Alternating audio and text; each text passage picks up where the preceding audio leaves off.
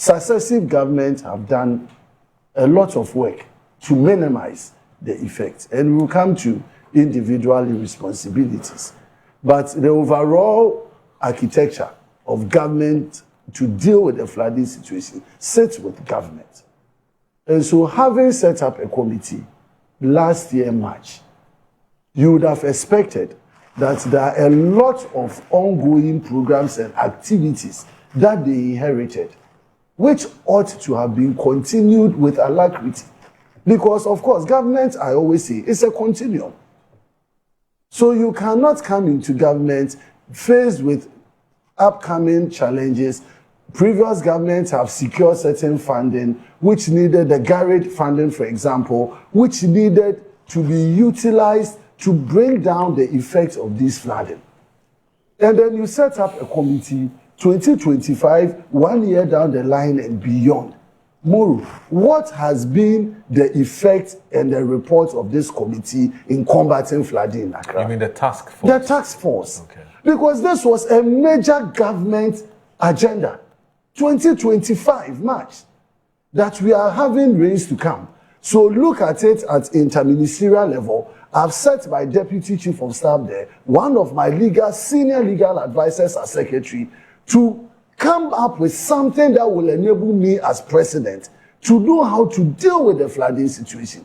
Moru, I'm asking, from March 2025 till now that we are in one of the worst situations, what has this task force brought to bear to us? No report, no indication to us as to the effective work they've done, nothing about a roadmap in dealing with the flooding. So what are we talking about? What are we talking about? Because ordinarily, these are matters that sit at the Ministry of Works and Housing in terms of providing logistics to deal with the flooding. So the Garrett project under the Ministry of Works, supported by the local government, we knew clearly how to deal with the Odo River. We knew how to deal with the issues that comes along dredging of drains. We knew how to deal with all other matters. So why is it that we have not been able to deal with these issues hands-on effectively up to today? And that for me is where I have my disappointment. That it is not just a matter of saying we should be nationalistic. Yes, I'm being nationalistic. We should be non-partisan. Yes, I'm being non-partisan. But as my colleague rightly said, there is a government in power.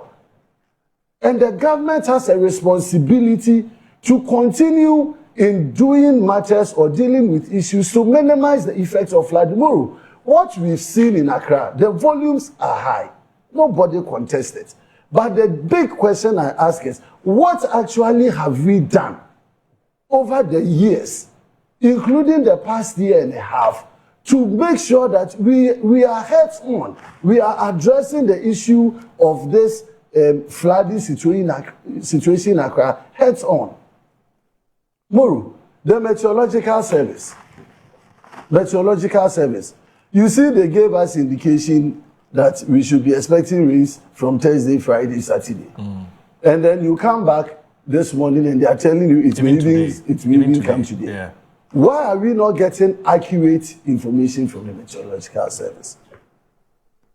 Why are we not getting accurate? Because from the time that we were kids, when we were watching GBC, every day in the evening, they will come and give you meteo reports. And they will show you where the clouds are gathering from America. It will descend to Nigeria. It will enter into Ghana. They will give you when it will rain. 4 days, the thing will not happen.